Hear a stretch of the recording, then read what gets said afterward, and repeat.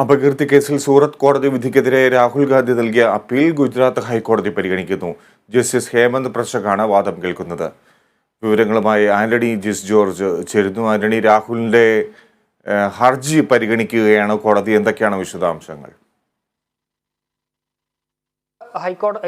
Sessions കോടതിയാണ് ഈ അപകീർത്തി കേസിൽ രാഹുൽ ഗാന്ധി ശിക്ഷിച്ച ശിക്ഷ സ്റ്റേ ചെയ്യണമെന്ന് ആവശ്യപ്പെട്ടാണ് ഇപ്പോൾ രാഹുൽ ഗാന്ധി ഗുജറാത്ത് ഹൈക്കോടതിയെ സമീപിച്ചത്. നേരത്തെ ഈ അപ്പീൽ സൂറത്ത് സെഷൻസ് കോടതി തള്ളിയിരുന്നു. പിന്നാലെയാണ് ഹൈക്കോടതിയെ സമീപിച്ചത്. ഏതായാലും ഇപ്പോൾ ആ ഹർജി ഹൈക്കോടതി പരിഗണിച്ചുകൊണ്ടിരിക്കുകയാണ്. പ്രധാനമായും രാഹുലിന്റെ അഭിഭാഷകൻ ഉന്നയിക്കുന്ന പ്രധാനപ്പെട്ട ഒരു കാര്യം ഇത് ഗുരുതര സ്വഭാവമുള്ള ഒരു കേസ് അല്ല എന്നുള്ളതാണ്.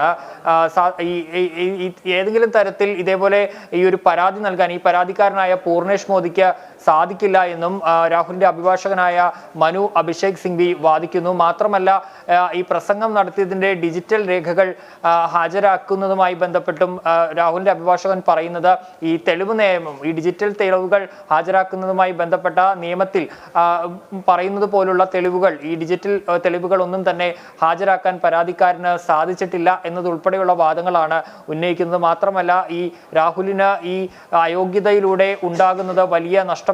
രാജ്യത്തെ ജനങ്ങളെയൊക്കെ സേവിക്കാനുള്ള ഒരു അവസരം രാഹുലിന് നഷ്ടമാകുന്ന സാഹചര്യമാണ്. വലിയ ഗുരുതരമായ ഒരു കേസായി ഇതിനെ കാണാൻ സാധിക്കില്ല എന്നുള്ളതാണ് പ്രധാനമായും രാഹുൽ ഉന്നയിക്കുന്ന ഒരു പ്രധാനപ്പെട്ട കാര്യം. ഈ കേസ് ഈ ശിക്ഷ സ്റ്റേ ചെയ്യണമെന്ന ആവശ്യത്തിൽ തന്നെയാണ് ഉറച്ചു നിൽക്കുന്നത്. അതേസമയം കോടതി പറഞ്ഞത് ഈ ഉയർന്ന സ്ഥാനങ്ങളിലൊക്കെ ഇരിക്കുന്നവർ ഇത്തരം പ്രസ്താവനകളൊക്കെ നടത്തുമ്പോൾ ശ്രദ്ധിക്കണം എന്നുള്ള, അല്ലെങ്കിൽ അത് എന്തായി ആ സ്ഥാനത്തെക്കുറിച്ച് ഓർക്കണം എന്നതുൾപ്പെടെയുള്ള കാര്യങ്ങളാണ് കോടതി ഇക്കാര്യത്തിൽ പറഞ്ഞത്. ഏതായാലും കേസിൽ ഇപ്പോഴും വാദം തുടരുകയാണ്. കോടതിയുടെ ഭാഗത്തു നിന്ന് ഉണ്ടാകുന്ന വിധി രാഹുൽ ഗാന്ധിയെ സംബന്ധിച്ച് ഏറെ നിർണായകമാണ്. ഈ കോടതിയിൽ നിന്ന് ഒരു അനുകൂല വിധി ഉണ്ടായാൽ ഈ ശിക്ഷ സ്റ്റേ ചെയ്യുന്ന ശരി ആന്റണി.